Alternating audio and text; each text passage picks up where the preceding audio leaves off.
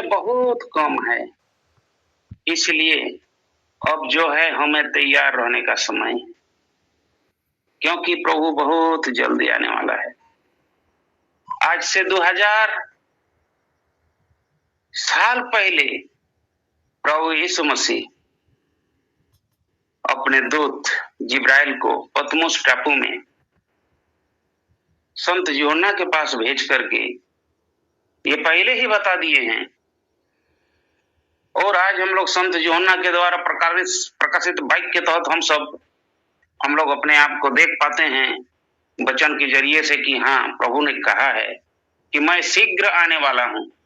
मेरे प्रियो, जब आज से 2000 साल पहले ही प्रभु कह दिए हैं कि मैं शीघ्र आने वाला हूं, तो आज तो फिर ये कहने और सुनने का समय नहीं है, अभी बिल्कुल हमें तैयार रहने का समय है।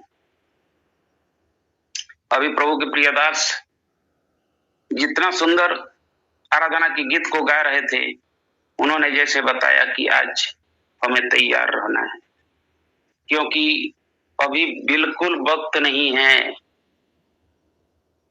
परमेश्वर बहुत जल्दी आने वाला है।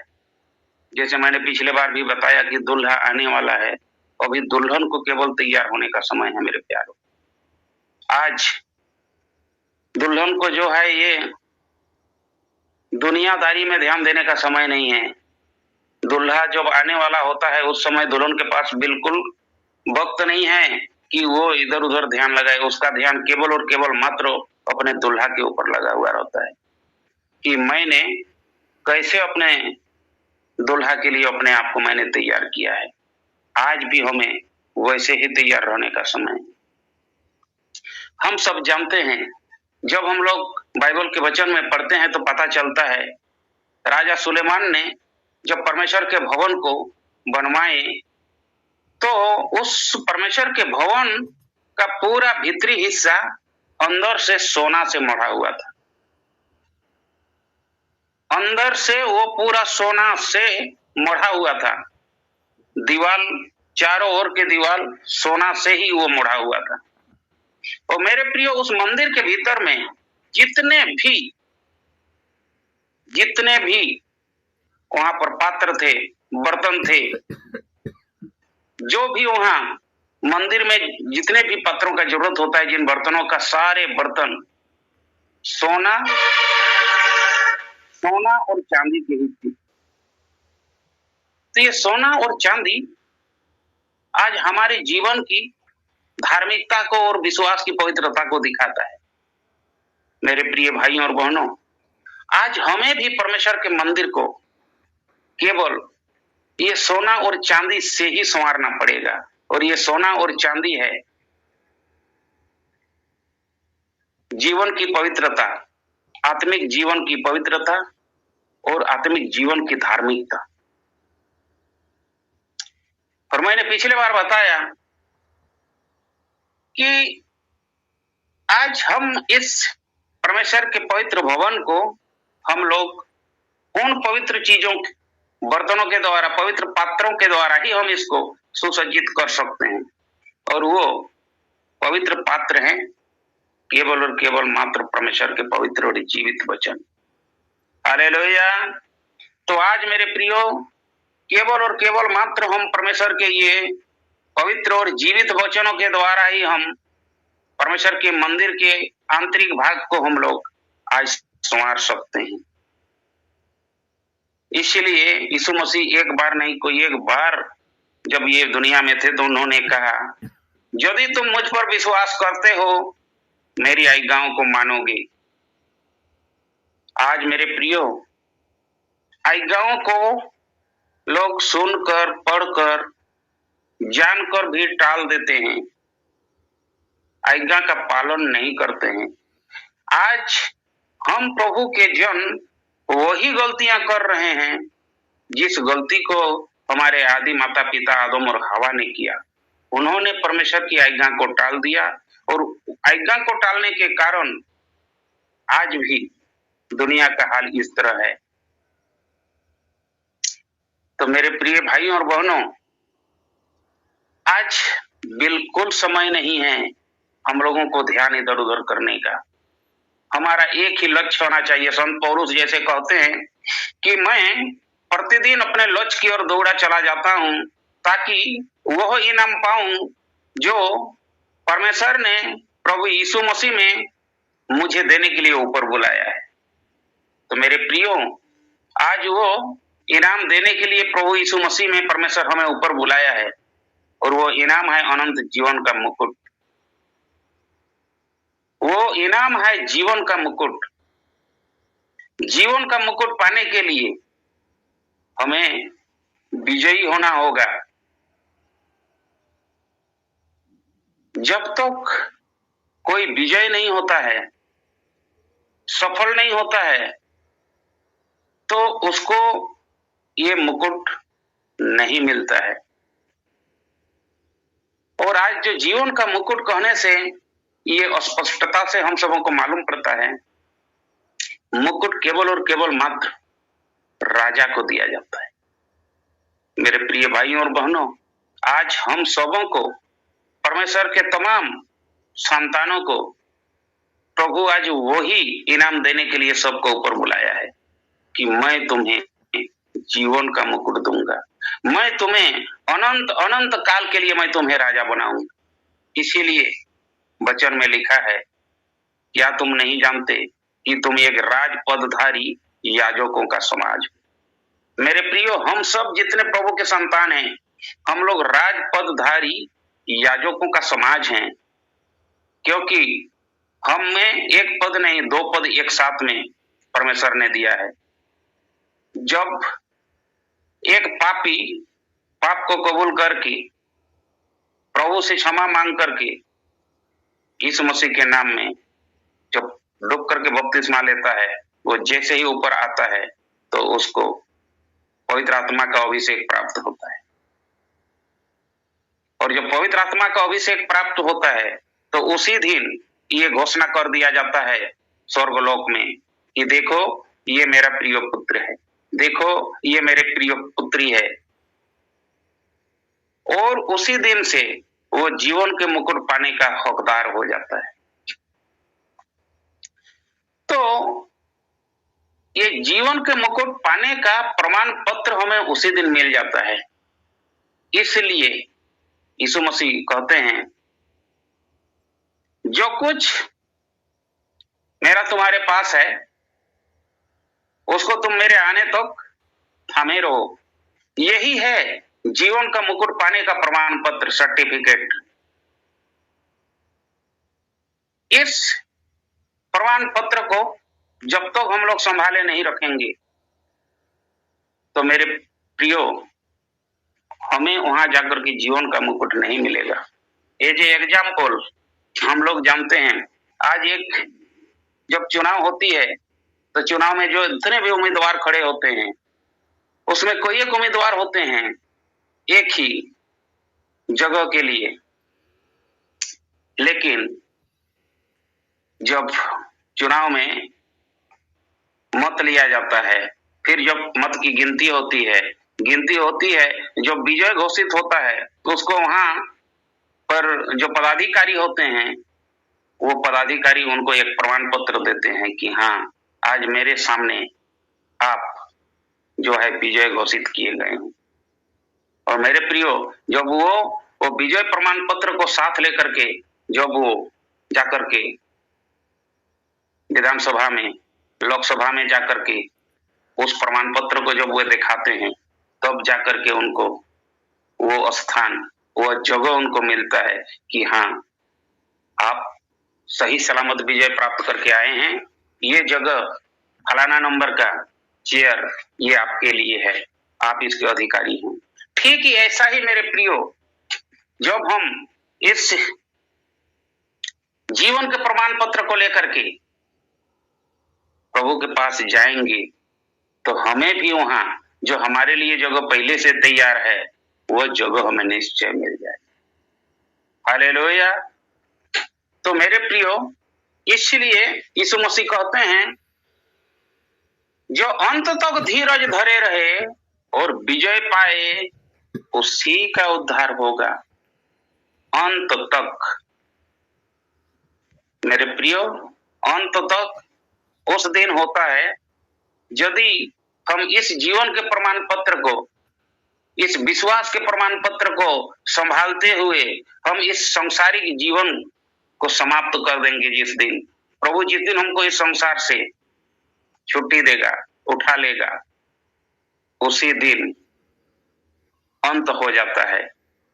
जितनों ने, इसीलिए वचन में लिखा है, जब प्रभु यीशु मसीह आप ही स्वर्ग से उतरेगा तो उस दिन पहले जो मसीह में मरे हैं वे जी उठेंगे। मेरे प्रियो, जो मसीह में मरे हैं यही जीवन का प्रमाण पत्र को लेकर के ये विजय प्राप्त करने वाले हैं।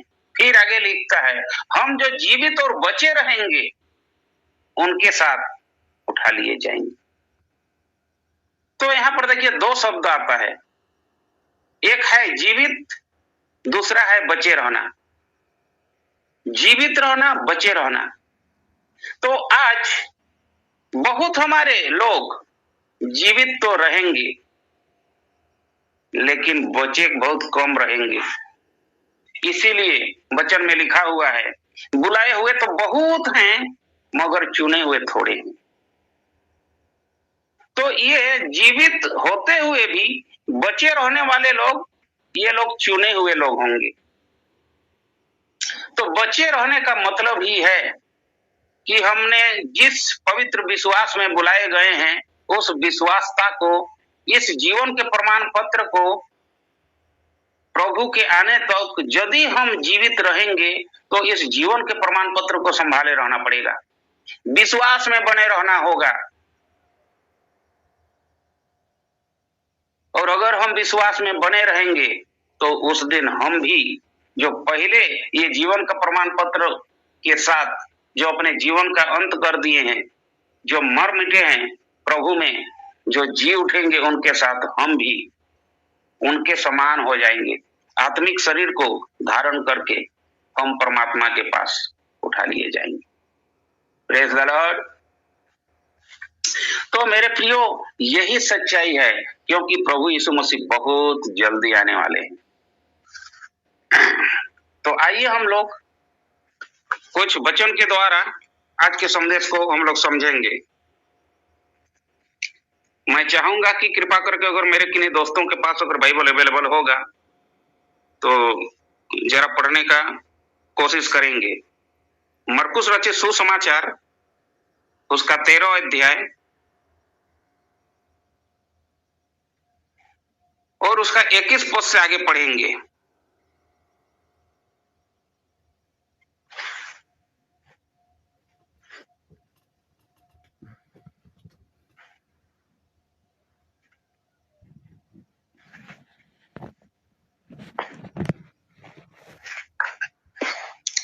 Press the Lord.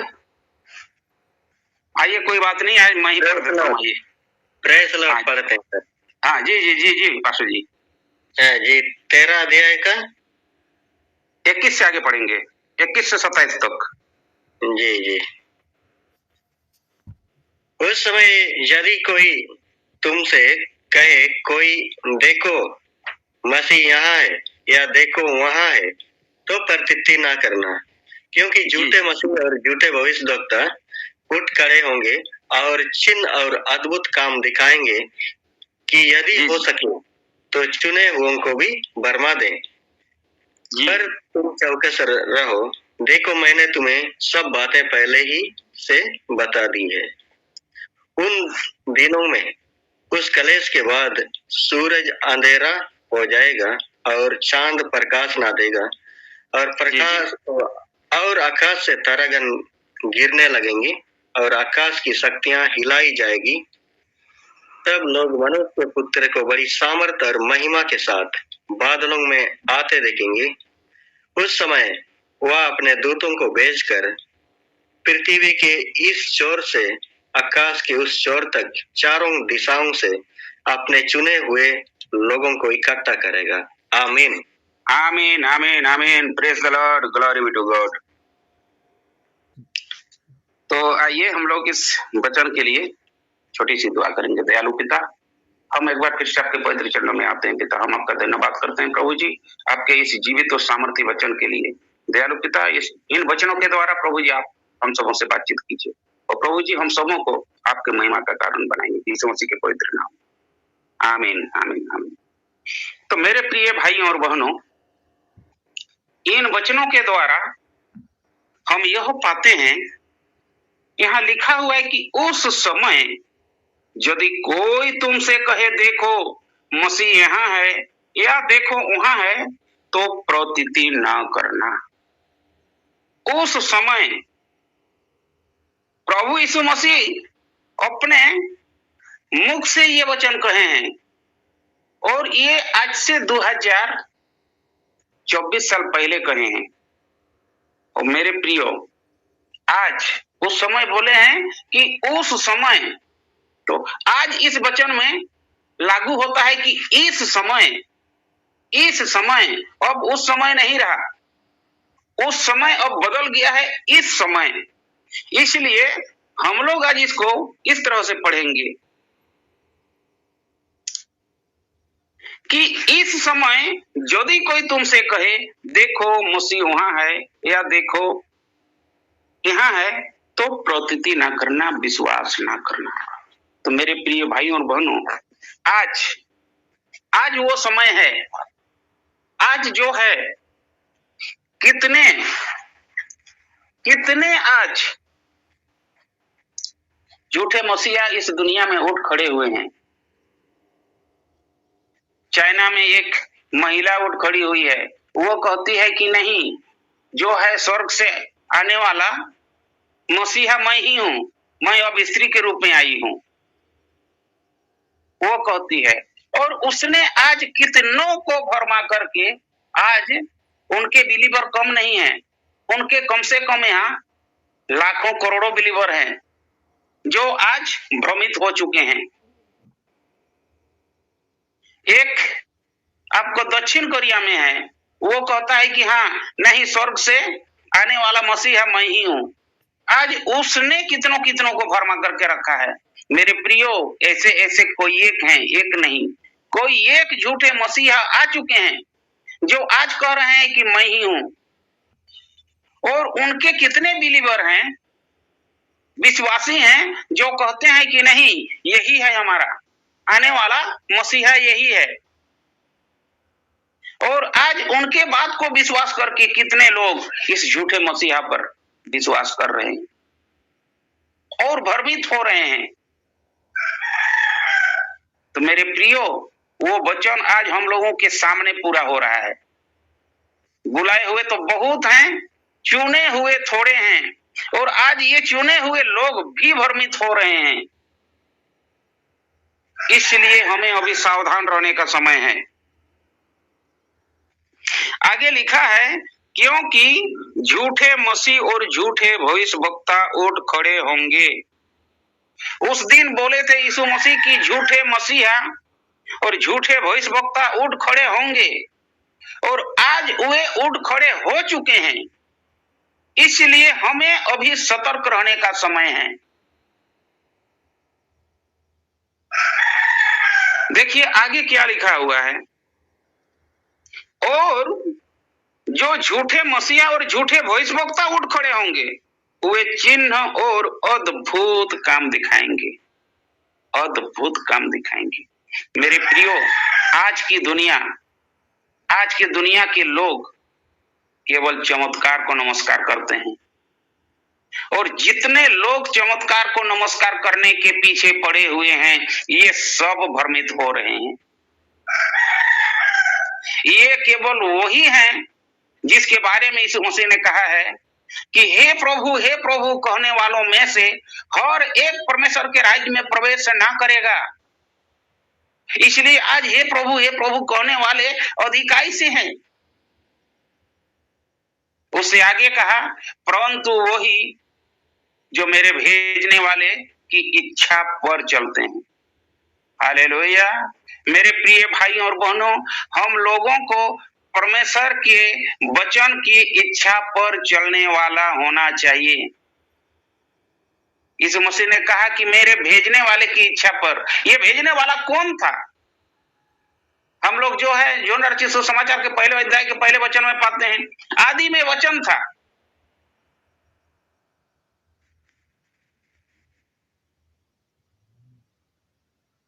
In the beginning there was the God, आदि में वचन था। तो वचन था तो किसने भेजा? वचन ने भेजा।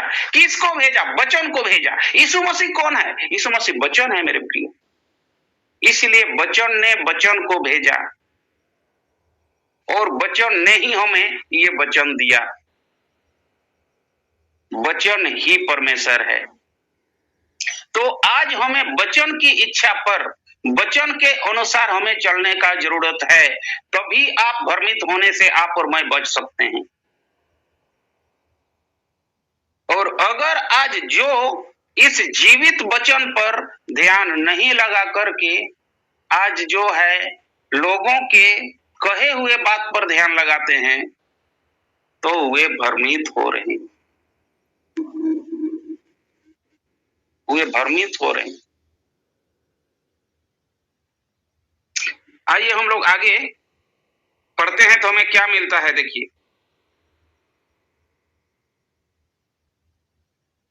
यहाँ लिखा है कि वे चिन्ह और अद्भुत काम दिखाएंगे, यदि हो सके तो चुने हुओं को भी भरमा दें, चुने हुओं को भी भरमा दें। और आज मैं आप लोगों को बता रहा हूं कि कितने चुने हुए लोग भ्रमित हो रहे हैं। एक समय की बात है कि मेरे पास दो भाई आए थे, आप लोग को बता रहा हूं। उसमें से एक भाई था जो प्रभु पर विश्वास करने वाला, और एक भाई था जो माता जेरूसलेम कह के एक आज जो है ये चल रही है मिनिस्ट्री, उसका एक विश्वासी था। और मैं आप लोग को बता दे रहा हूं, यही माता जेरूसलेम वाली जो है, यही है चाइना की वो महिला जो अपने आप को आज मसीहा कहती है, उसके ग्रुप की। तो विश्वास करने वाले भाई ने हमको चुपके से बताया कि सर, ये जो भाई है ना, ये लोग, ये जो है वो माता जेरूसलेम वाली कलीसिया कोई लोग चलाता है, वो मंडली चलाता है। तो मैंने उस भाई को 50 पीस ट्रैक्स देते हुए मैंने उससे कहा कि भाई ये आप ले जाकर के अपने मंडली में बांट देना। तो उसने हमसे कहा कि नहीं, ये तो मुझे ऊपर से आदेश लेना पड़ेगा, अनुमति लेना पड़ेगा, तभी मैं जाकर के बांट सकता हूं।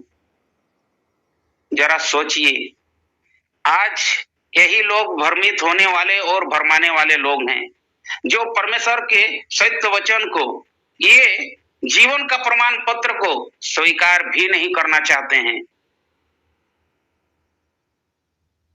मेरे प्रियो, मैंने उसको बात बात में मैंने बहुत उसको वचन का उदाहरण दे दे करके मैंने उसको डांटा। मैंने कहा कि आप गलत कर रहे हो। मैंने उससे कहा एक दिन हमको इजाजत दो आपकी कलीसिया में आने का। तो फिर उसने कहा कि नहीं, हमें ऊपर से अनुमति लेना पड़ेगा। हम बोले यार, आप परमेश्वर का अनुमति नहीं लोगे, इस दुनिया का अनुमति लोगे। वचन तो हमें कहता है कि यीशु ने हमें स्वतंत्रता के लिए स्वतंत्र किया है। आज हम आजाद हैं और आज भी आपको किसी से अनुमति लेना पड़ेगा। मैंने उसको इस तरह से वचन के जरिए से थोड़ा उसको डांट करके बोला। उस दिन से वो मुझसे कॉन्टेक्ट आउट हो गया। तो मेरे प्रिय भाई और बहनों, आज मैं आप लोग को बता दे रहा हूं कि ये भरमाने वाले बहुत आ चुके हैं।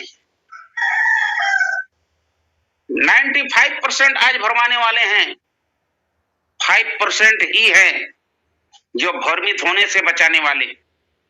और हमें आज भ्रमित होने से बचना पड़ेगा। शायद आप लोगों को मालूम हो कि ना हो, मुझे तो मालूम है। आज हमारे एरिया के चारों ओर जो है आज एंटी क्राइस्ट लोग बोलते हैं कि नहीं, मसीह विरोधी आएगा, मसीह विरोधी आएगा। मसीह विरोधी आ चुका है और वो जोर शोर से काम कर रहा है। अभी हमें अपने काम को जोर शोर से करना है। प्रभु के लोग अपने काम को जोर शोर से नहीं कर पा रहे हैं। मेरे चारों ओर में इतने आज जो है मसीह विरोधी आ चुका है, और मैं आप लोग को बता दे रहा हूं, वे लोग आज अपना नाम के आगे सीधे लिखते हैं एसी।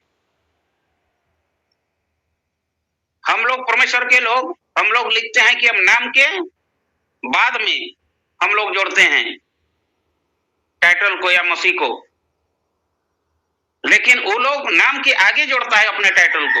वो लोग सीधे लिखता है कि ऐसी फलाना, दैट मीन्स एंटी क्राइस्ट। आज अपने बच्चों का नामांकन करा रहे हैं जाकर के स्कूल कॉलेज में, वहां पर सीधे वो लोग लिखते हैं कि हाँ ऐसी फलाना। एक हाई स्कूल का टीचर मेरे पास आए थे इलाज के लिए, उन्होंने कहा कि सर जानते हैं आज ऐसा हो रहा है। क्या हो रहा है कि नहीं, हमारे स्कूल में आकर के कितने बच्चों का अभिभावक लोग नामांकन कराने आए और वो लोग जो है बच्चों के नाम के आगे सीधे लिख रहे कि ऐसी फलाना। मैंने पूछा कि ऐसी का मतलब क्या होता है, उन्होंने एकदम दावे के साथ कहा ऐसी का मतलब होता है एंटी क्राइस्ट। तो मेरे प्रिय भाइयों और बहनों, आज एंटी क्राइस्ट जो है एकदम पूरा खुल्लम खुल्ला काम कर रहा है, और हम जो है क्राइस्ट के लोग, मसीह के लोग, आज हम लोग काम करने के लिए डर रहे हैं। अभी डरने का समय नहीं है। यीशु मसीह पहले ही कहा है, जो कोई अपना प्राण बचाना चाहेगा वो उसे खोएगा, लेकिन यदि कोई मेरे नाम के कारण अपना प्राण खोएगा उसे वो दोबारा पाएगा। Praise the Lord. तो मेरे प्रियो, अभी डरने का समय नहीं है। यीशु मसीह पहले ही कहा है, जो कोई मेरे पीछे आना चाहता है वो अपना क्रूस उठा करके मेरे पीछे हो ले। क्रूस उठाने का मतलब होता है, क्रूस उसी को उठवाया जाता था जिसको क्रूस का सूली पर मृत्युदंड की सजा सुनाया जाता था, वही क्रूस उठा सकता था। तो यीशु मसीह हम लोग को पहले ही कह दिया है कि तुम आत्मा के लिए मेरे नाम के कारण मर चुके हो, तुम हमेशा क्रूस उठा करके चलो। तुम ये महसूस करो कि हाँ मैं हमेशा मरने के लिए तैयार हूं।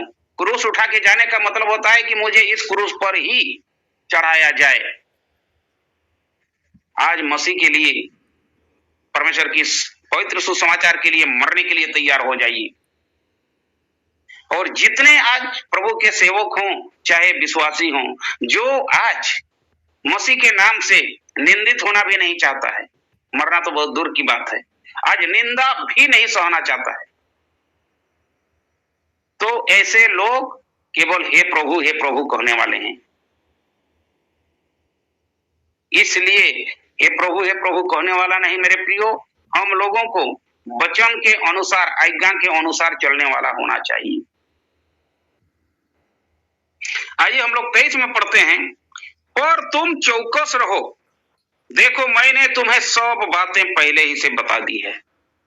यीशु मसीह कहते हैं कि आज से 2000 साल पहले तुम हमेशा सतर्क रहो, देखो मैंने सारी बातें तुम लोगों को पहले ही बता दी है, क्योंकि ऐसा ही होगा और आज वैसा ही हो रहा है। इसलिए अभी हमें सतर्क रहने का जरूरत है। यदि हम सतर्क नहीं रहेंगे तो मेरे प्रियो हम भी भरमाए जाएंगे। इसलिए अभी सतर्क रहने की जरूरत है। अभी अपने दृष्टि को केवल और केवल मात्र परमेश्वर के इस जीवित और पवित्र वचन में गड़ाए रखने की जरूरत है। इस सत्य वचन को सुनने और मानने पर ध्यान लगाने की जरूरत है। अभी ये नहीं देखना है कि नहीं फलाना मंडली का पास्टर ये करता है, चंगाई करता है, वहां इतना भीड़ जमी हुई है। मेरे प्रियो, यीशु मसीह को भीड़ का जरूरत नहीं है। यीशु मसीह को सच्चे भेड़ का जरूरत है। वो भेड़ जो दिन रात अपने चरवाहा के शब्द को, वचन को सुनते हैं और मानते हैं, और ये वचन जिधर ले जा रहा है उधर ही चलते हैं। यीशु मसीह कहा कि सच्चा चरवाहा मैं हूं। अगर आप और मैं, अगर हम लोग सच्चे भेड़ हैं, तो हमारा आज का सच्चा चरवाहा यही जीवित वचन है जो स्वयं प्रभु यीशु मसीह है। यही है देह धारण करने वाला वचन, यही हमारा सच्चा चरवाहा है। इसलिए इस सच्चा चरवाहा के पीछे चलिए। आइए फिर जब हम लोग आगे बढ़ते हैं तो हम लोगों को मिलता है, लिखा है कि उन दिनों में उस कलेश के बाद सूरज अंधेरा हो जाएगा। 2000 साल पहले प्रभु ने कहा कि उन दिनों में, उस कलेश के बाद सूरज अंधियारा हो जाएगा। और आज इन दिनों में, इस कलेश के बाद सूरज अंधियारा हो जाएगा। इसलिए आज ये कलेश किसको दिखाता है? कलेश संसारिक लोगों को नहीं, ये कलेश प्रभु के लोगों को दिखाता है कि मेरे नाम के कारण सताए जाओगी। मेरे प्रिय भाई और बहनों, आज बहुत जगह प्रभु के लोगों को सताया जा रहा है और बहुत लोगों का मैं कमेंट पढ़ता हूं, वो लोग जो है आज सोशल मीडिया पर लिखते हैं कि नहीं वहां जो है ये कर दिया वो कर दिया। अरे ये तो होना ही है मेरे प्रियो, आप उसके लिए क्यों दोष मत लगाओ। वो जो भी कर रहा है वो भी अच्छा कर रहा है। परमेश्वर पहले ही कह दिया कि मेरे नाम के कारण तुम सताए जाओगी। सतावट होना तो एकदम निश्चित है। आज के लोग सतावट सहने के लिए तैयार नहीं। संत पौलुस अपने जीवन में कभी भी ऐसा प्रार्थना नहीं किया कि हे परमेश्वर इतना कलेश मेरे जीवन में आने मत दो, बल्कि उसने इस तरह का प्रार्थना किया कि हे परमेश्वर जितना कलेश आता है मेरे जीवन में आने दो, लेकिन मुझे उन कलेश को सहने का सामर्थ्य दो, शक्ति दो कि मैं उस कलेश को झेल सकूं। मेरे प्रिय भाइयों और बहनों, आज भी हमें ऐसा ही होना होगा। कलेश झेलने के लिए तैयार हो जाइए, और अगर कलेश झेलने के लिए तैयार नहीं है तो फिर उम्मीद हटा दीजिए कि आप जीवन का मुकुट पाने वाले हैं।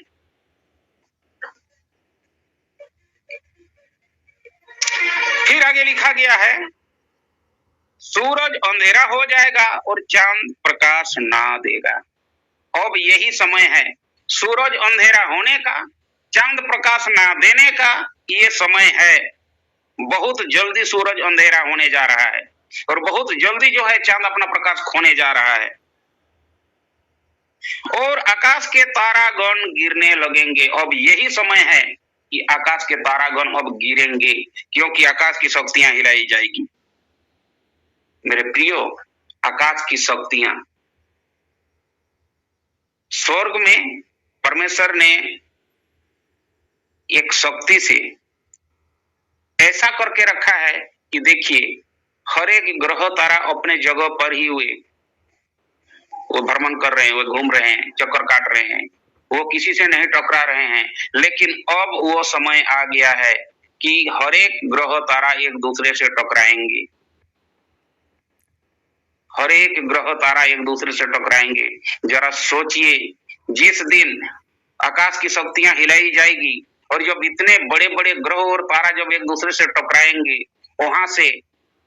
वहीं से जो है आग उत्पन्न हो जाएगी। इसलिए संत पतरस कहते हैं कि उस दिन आकाश के गण बहुत ही तप्त होकर पिघल जाएंगे, बहुत ही तप्त होकर पिघल जाएंगे। आपस में ग्रह तारों को एक दूसरे से टकराने के कारण वहीं से आग उत्पन्न हो जाएगी और ये ग्रह तारे पिघलने वाले हैं। और जब पिघल करके जैसे आज ज्वालामुखी फूटती है तो धरती आग उगलती है, मेरे प्रियो उस दिन स्वर्ग आग उगलेगा, आकाश आग उगलेगा और आकाश से आग नीचे गिरेगी। वो समय आ गया है। और फिर संत पतरस कहते हैं, पृथ्वी और उसके काम जल जाएंगे। जब आकाश आग उगलने लगेगी ना, वहां से जब आग गिरेगी तो ये धरती और धरती के काम, आज जो बड़े बड़े कल कारखाना, बड़े बड़े टावर, बड़े बड़े फ्लैट, आज लोग कह रहे हैं कि नहीं मैंने आलीशान मकान बना लिया है, मैं सुरक्षित रहूंगा, इसी तरह मेरा रेंट चलता रहेगा, पैसा आता रहेगा, मेरे बाल बच्चे खुश से खाते पीते रहेंगे। ये बहुत जल्दी ये समय बदलने वाला है। ये सारी खुशियां बहुत बड़ी गम में बदलने वाली है। इसीलिए संत याकूब जब याकूब की पत्री में वहां पर लिखते हैं, धनवानों के लिए आज बड़े बड़े फ्लैट, बड़े बड़े टावर वाले, बड़े बड़े कल कारखाने वाले, बड़े बड़े बिजनेसमैनों को आज कहते हैं, हे धनवानों सुन तो लो, तुम अपने ऊपर आने वाले कलेश के लिए फूट फूट कर रो, फूट फूट कर रो। मेरे प्रियो, आज यहाँ जितने लोग खुशी मना रहे हैं इस संसार और संसार की दौलत पर, ये खुशियां बहुत जल्दी एक भारी गम में बदलने वाली है। और उस दिन के विषय में लिखा हुआ है ये तमाम घमंडी और दुराचारी लोग अनाज की खुट्टी बन जाएंगे और ऐसे भस्म हो जाएंगे, इनका एड्रेस भी पता भी ना रहेगा कि कौन कहाँ का रहने वाला था, कहाँ उसका घर दूरा था, कुछ भी पता ना रहेगा। पूरा की पूरा एड्रेस डिलीट हो जाएगा। जब आकाश आग उगलने लगेगी तो वो आग आ करके पूरा पृथ्वी और पृथ्वी के सारे किए धरे सारे काम को जला डालेगी, सब कुछ बर्बाद हो जाएगा। आज लोग किस दौलत की घमंड कर रहे हैं? मेरे प्रिय भाइयों और बहनों, आज आपको और मुझको घमंड करने का जरूरत है कि आपका और मेरा पिता जीवित परमेश्वर यीशु मसीह हमसे वादा किया है, मैं तुम्हें कभी ना छोड़ूंगा। Praise the Lord. प्रभु हमें कभी नहीं छोड़ेगा। फिर जब हम लोग आगे पढ़ते हैं तो हम लोग पाते हैं, तब लोग मनुष्य के पुत्र को बड़ी सामर्थ और महिमा के साथ बादलों में आते देखेंगे। पहले सूर्य अंधियारा हो जाएगा, चांद का प्रकाश समाप्त हो जाएगा और आकाश के तारे गण अनबैलेंस होकर के, आज तो बैलेंस में है, वे अनबैलेंस होकर के सब आपस में टकराएंगे, वे यहाँ गिरेंगे। उस दिन क्या क्या घटना घटेगी जरा सोच लीजिए। जब इतने बड़े बड़े ग्रह तारा जब आपस में टकराएंगे, पिघल जाएंगे, वहीं से आग उत्पन्न होगी और पृथ्वी से ज्यादा एरिया आज समुद्र में है, इसलिए समुद्र पर अधिक गिरेंगे। और जब समुद्र पर गिरेंगे तो क्या होगा? बड़ा बड़ा भूकंप होगा, ज्वालामुखी फूटेगी, भयंकर लहर उठेगा, आंधियां चलेगी, धरती पर तबाही तबाही तबाही मच जाएगा। ये तबाही का शुरुआत होगा आकाश से और वो तबाही आ जाएगा समुद्र पर, पृथ्वी पर। इसलिए प्रकाशित बाइक में साफ लिखा हुआ है, लोगों को पीने का पानी भी नसीब नहीं होगा, क्योंकि तमाम जलधाराएं, पानी का सोता लहू में बदलने वाला है, और वो भी जिंदा लहू में नहीं, एक मुर्दे का लहू यानी दुर्गंधित लहू, सड़ा हुआ लहू में बदलने वाला है। और वो जो है इतना तीता हो जाएगा कि जो मुंह में उसको डालने का कोशिश भी करेगा तो उसका वॉमिटिंग, उल्टियां शुरू हो जाएगी। उसको रोकने वाला कोई डॉक्टर उस दिन नहीं होगा। तबाही तबाही तबाही मचने वाला है। तो मेरे प्रियो, यीशु मसीह के आने से पहले इस धरती पर तबाही तबाही तबाही तबाही, यही है महाक्लेश। और जब ये तबाही होता रहेगा, इसीलिए जब हम लोग दूसरे सुसमाचार में पढ़ते हैं तो वहां लिखा हुआ है, समुद्र गरज उठेगा और समुद्र के लहरों के कोलाहल से लोग घबरा जाएंगे और आने वाली कलेशों का बाट जहते जहते उनके जी में जी ना रहेगा। एक कलेश समाप्त भी ना होगा कि दूसरा कलेश आ जाएगा। मेरे प्रिय भाई और बहनों, प्रकाशित बाइक को जब पढ़ते हैं तो वहां पर हमें वर्णित मिलता है कि यहाँ पर 14 कलेश, 7 महाकलेश है। 14 कलेश है, 7 मोहर, 7 तुरहियां, ये कलेश हैं, और 7 कटोरे महाकलेश है। तो ये सारे कलेश को कौन झेलेगा? वही झेलेगा जो हमारे प्रभु यीशु मसीह के इस जीवित और पवित्र सुसमाचार को सुनना और मानना नहीं चाहता है, जो आज भी परमेश्वर को पहचानना नहीं चाहता है। वे ही लोग कल इस कलेश के हवाले किए जाएंगे। लेकिन हमारे लिए परमेश्वर पहले ही कह दिया है, परंतु तुम्हारे लिए धर्म का सूरज उदय होगा, और ये धर्म का सूरज कोई और नहीं, प्रभु स्वयं यीशु मसीह होंगे। हालेलुया। उसके बाद आगे लिखा है, तो अब लोग मनुष्य के पुत्र को बड़ी सामर्थ और महिमा के साथ बादलों में आते देखेंगे। पहले ये 14 क्लेश, 7 महाक्लेश का सामना करेंगे, और जैसे ही ये महाक्लेश पूरा होगा कि प्रभु यीशु मसीह आ जाएंगे बड़ी सामर्थ के साथ, वो बादलों पर सवार होकर के आएंगे। उस समय वो अपने दूतों को भेजकर पृथ्वी के इस छोर से आकाश के उस छोर तक चारों दिशाओं से अपने चुने हुए लोगों को इकट्ठा करेगा। Praise the Lord. अपने चुने हुए लोगों को, मैंने फिर से कहना चाहूंगा, अपने चुने हुए लोगों को इकट्ठा करेगा। आज हम लोग गैदरिंग मनाते हैं ना, सारे दुनिया के हमारे प्रभु के लोग गैदरिंग मनाते हैं, एक्समस गैदरिंग, क्रिसमस गैदरिंग। मेरे प्रियो, यही होगा अंतिम गैदरिंग। प्रभु अपने चुने हुओं को स्वर्गदूतों को भेज करके इकट्ठा करेगा। यही है अंतिम गैदरिंग। इसके बाद फिर धरती पर गैदरिंग कभी नहीं होगा।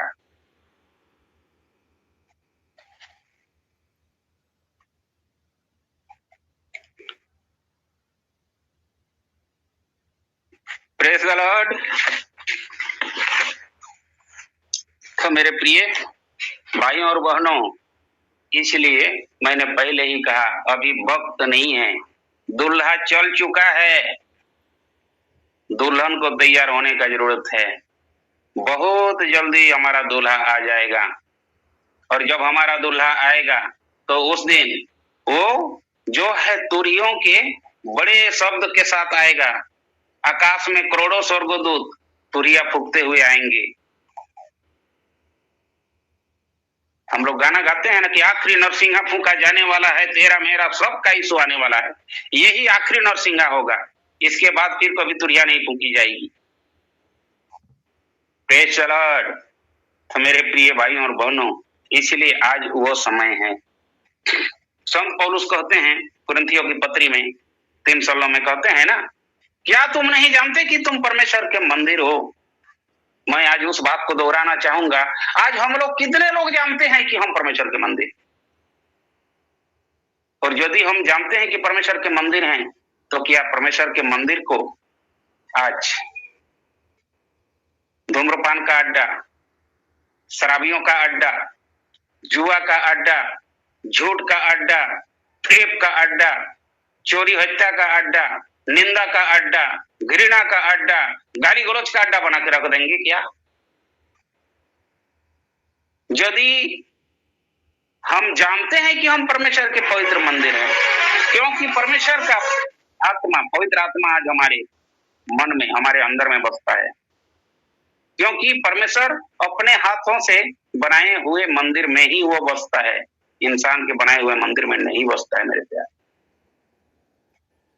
तो आज इस मंदिर को गाली गलौज का अड्डा मत बनाइए, इस मंदिर को झगड़ों का अड्डा मत बनाइए, इस मंदिर को जुआ का अड्डा मत बनाइए, इस मंदिर को ये तंबाकू, खैनी, गुड़ाकू, ये धूम्रपान का अड्डा मत बनाइए, इसको शराब का अड्डा मत बनाइए, इसको बिजनेस का अड्डा मत बनाइए।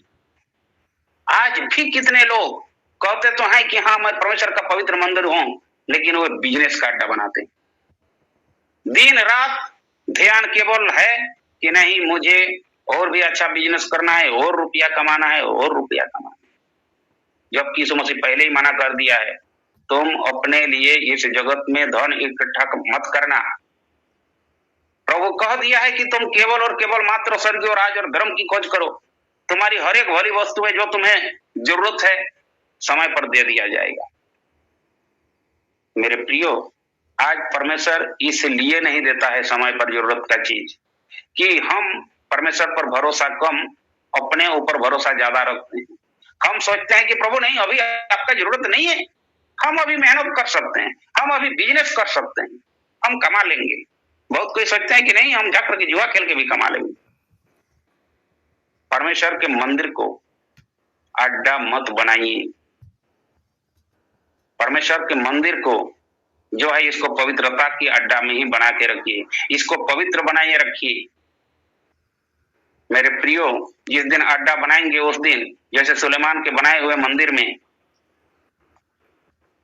नबूकदनेस्सर राजा चढ़ाई करके वहां का सारे पात्रों को, तमाम सोना चांदी के बर्तनों को उठा के लेके गया था, वैसा ही आज भी जो इस तरह का धंधे का अड्डा बना देंगे परमेश्वर के मंदिर को, तो ये नबूकदनेस्सर कोई दूसरा नहीं है, ये लूसीफर है। ये आज भी अपने सेनाओं को, दुष्ट आत्माओं को भेज करके चढ़ाई करेगा और आपके अंदर जितना भी पवित्रता है, जितना सोना चांदी है, जितनी भी धार्मिकता है, सबको उठा करके लेकर के जाए और फिर हम जीवन का मुकुट पाने के लायक भी नहीं रहेंगे। आपके हाथों से जो है ये जीवन का प्रमाण पत्र, लाइफ सर्टिफिकेट हमेशा हमेशा के लिए खो जाएगा। आइए मेरे प्यारों, इसी वचन के द्वारा परमेश्वर हम सबों को आशीष दे और मैं अपने वक्तव्य को मैं विराम देना चाहता हूं। आइए, प्रभु का धन्यवाद हो। दयालु पिता, हम तेरा धन्यवाद करते हैं, एक बार फिर से आपके पवित्र चरणों में आते हैं खुदाबंद।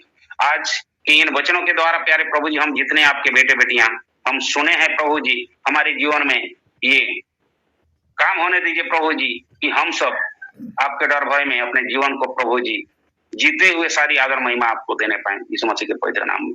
मैं बाकी भाग को पास्टर जी को मैं सौंपना चाहता हूं।